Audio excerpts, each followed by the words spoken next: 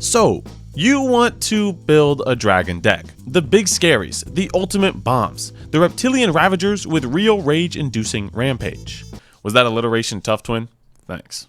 These big guys and gals are a nightmare for any bracket 2 to bracket 4 pod at your LGS. But today I'll be showing you how you can build one yourself. So sit down, strap in, and let's get straight into the brewing. Alright, so the first thing any dragon deck needs is ramp. Plain and simple. You came here to cast bombs, and what do bombs have in common? That's right, you can build them in your base. They cost a lot of mana, I guess. Anyways, mana is gonna need to be a huge focus point in any dragon deck, either through land ramp, rocks, or treasures, which dragons work surprisingly well with. I wonder why. Anyways, ramp. Since most decks want a ton of ramp, green is usually the default best color for these kind of decks, followed by red, then blue, then it's kind of a tie between black and white, with black being a little bit better. As for the core strategy of any dragon deck, it typically follows the path of any other kindred deck. You ramp, you cast dragons, you cast more dragons that help those dragons, then you cast payoffs for the dragons, and then the game just kind of ends. But what makes dragons different is the different routes that you can take them, unlike some other Timmy strategies. With the intro out of the way, let's get into 3 decks that showcase the many different directions dragons can go in. For the first route, we're going to keep it nice and simple, which is going to look like your typical dragon brew.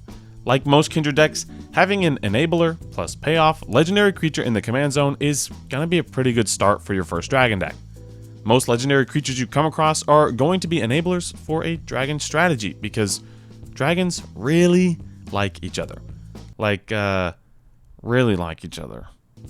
Me personally, I hate spending mana on things, and in my opinion, the best enablers, especially in a dragon deck, are cost reducers or mana engines. Because of this, for this first dragon deck, I chose a decently popular commander that is just out of the normal big 3, Rivaz of the Claw. Rivaz of the Claw is a perfect mix of mana, aggression, and some reanimation that lets you get max value for most of your dragons. Let's get into the 10 card lineup. The first card obviously is going to be Rivaz, the helm of this entire deck.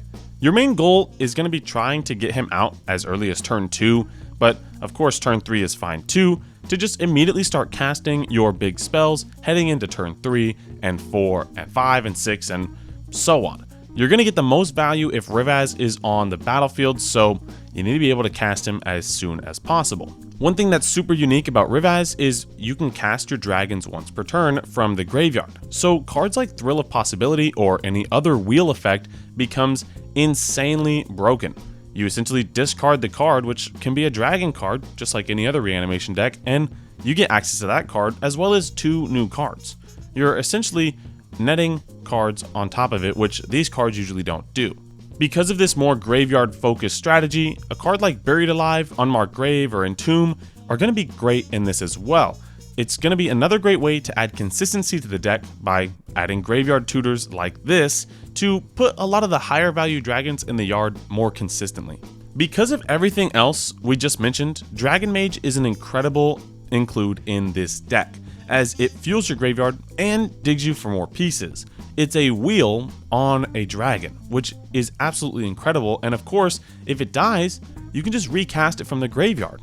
Now, since we're doing the whole Rakdos thing, Chainer Nightmare Adept becomes incredible in this kind of deck, as a sort of backup commander, but also a discard outlet for any of your other cards that can also give them haste once you cast it from the graveyard. Sticking to this Rakdos thing, both Blade Wings are in this deck, the one that lets you reanimate, as well as the one that's going to give you a ton of black zombies that can either just be some good chump blockers or help your more aggro-centric game plan. These 2 cards are incredible, but I prefer the mana engine in the command zone over a 7 mana bomb in the command zone. A card like Disciple of Bolas is an incredible include in this deck because it's going to give you access to more cards, and also it's going to make sure that that dragon just goes into the graveyard, which you can then recast it. One of the better includes of black in any dragon deck is going to be Scavenger Regent, which is a great way to board wipe your opponents while keeping all of your dragons intact and ready to go. Lastly, if we really want to go into this Rakdos thing, we can't just not include Culligan. Culligan is one of the best finishers that you have, and you can dash him every single turn because he's just going to return to your hand. You're going to swing with him, and all of your creatures are going to get insanely buffed. And since they have flying, they already have some pretty good built-in invasion, and you can just kind of win the game with this guy. He's a great finisher. He's also a great card to get out of your graveyard, which is why he's the last card on this list and easily the best include. Rivaz of the Claw is a great first pick as a Dragon Commander deck and has some pretty interesting and mechanically unique things about him.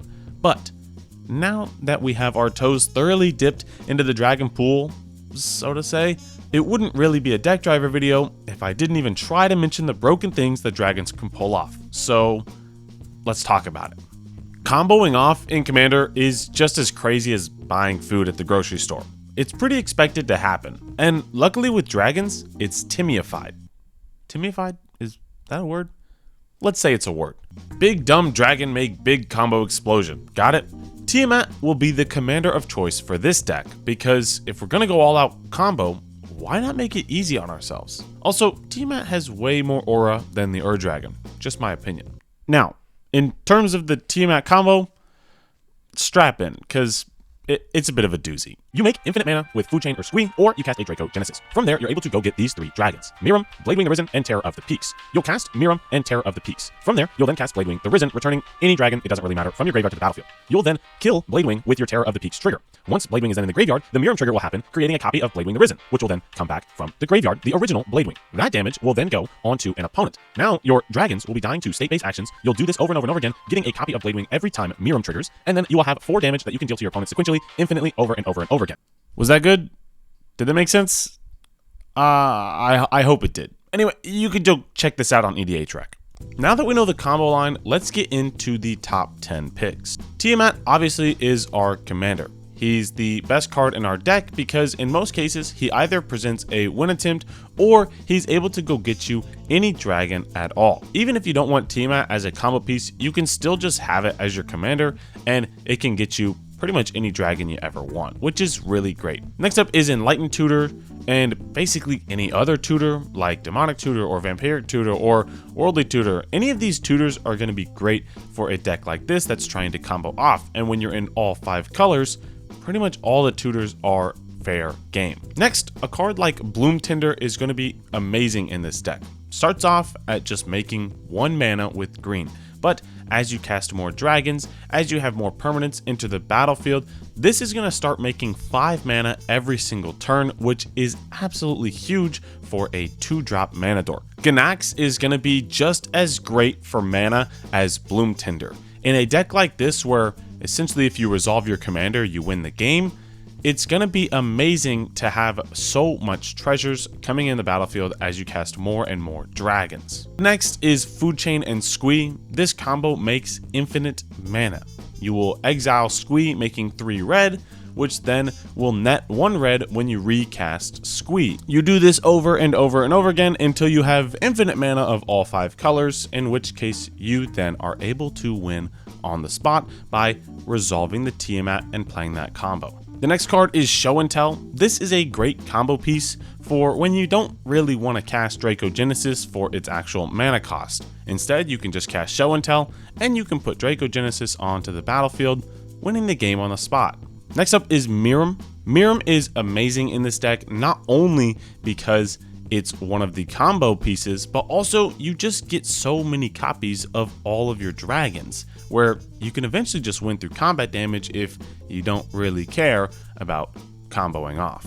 And same goes for Terror of the Peaks. The 3 dragons we have in our combo are amazing creatures on their own, and Terror of the Peaks is probably one of the best if you could have it on the battlefield, because you're dealing so much damage with Terror of the Peaks over and over and over again the more dragons you cast. Lastly, Draco Genesis is going to be the best include in this deck. We're going to have a ton of dragons, and all these dragons are trying to combo off. So Dracogenesis gets its full value here. So obviously comboing off was something we all kind of knew dragons could do, and something they really excel in actually. And Tiamat makes it easy. But in this last direction, I want to showcase how diverse dragons actually can be. So I present to you Dragon Control. Most dragon strategies focus on the simple make mana, deal damage game plan. And while you certainly should have that in a majority of the decks, this commander wants to maintain control over everything. Firkraag, Cunning Instigator, is a dragon plus goad concoction that controls the table while still dealing massive damage. Not only does he have haste, allowing you to immediately goad a creature when he enters, but he also gets bigger and bigger over time and draws you cards. Kind of like Nelly Borka, but way cooler. Now, let me show you some other cards that fit perfectly in a deck like this. Vengeful Ancestor is like when you copy your friend's homework and you try not to make it seem super obvious. This is essentially Firkraag, but with more damage focus than anything. Disrupt Decorum kind of fits the same vein, where you're going to make sure that not only are you going to draw a bunch of cards because of the fact that all these creatures are going to be attacking your opponents, it's also just amazing at making sure that you take 0 damage and keep control of the game. Now, if you ever for some reason lose this control of the game and the creatures aren't getting goaded, Illusionist Gambit is a great way to make sure that you're still protected. So it's going to be a great include in this deck. Bothersome Quasit is also an amazing piece, as you are going to have a lot of interaction in a deck like this. So every time you cast that non-creature spell, you're going to be goading even more of your opponent's creatures. Mocking Doppelganger is one of the more spicy includes that I like in this list, as you get to copy your opponent's best creature, and then you make sure that their copy is goaded. Besmirch is another one of those spicy includes. You just get to steal your opponent's creature, and then you goad it immediately afterwards, so you're just going to be able to get double value from it. And also it fits perfectly in this deck because it's goaded on your turn, which means it was forced to attack. So Firkraag is going to trigger off of this. Now, with all this goading, we want some sort of payoff, so Death Kiss is going to be amazing. It's going to be able to not only goad a ton of your opponent's creatures if you monstrosity it, but it's also doubling the power of every creature that's goaded. Now, what happens if our opponent doesn't have a best creature? They're all just a bunch of 1/1 tokens that they're trying to make bigger. Well, that's where Balefire Dragon fits perfectly in a deck like this. Balefire Dragon makes sure that all those go wide players that are trying to make sure you're not able to goad them are completely shut out of the game. Probably one of the best includes in this deck, if you ask me. And lastly, the best way to end the game in any goad deck is Spectacular Showdown, making sure that you're goading each creature with a double strike counter on it, but also immediately giving your creatures double strike as well, so you're not quite enough damage to kill the whole table. The rest of your opponents are. These 3 dragon decks are just a fraction of what dragons as a whole are capable of. As a guy who's not really down for most Timmy strategies, dragons have been pretty surprising for a guy like me in seeing how diverse they can actually be. And as we wrap up this video, I just have one question. So, you want to build a dragon deck? Thank you all so much for watching. If you like this video, please feel free to leave a like. And if you want to see more content like this, YouTube thinks this video right here is the one for you.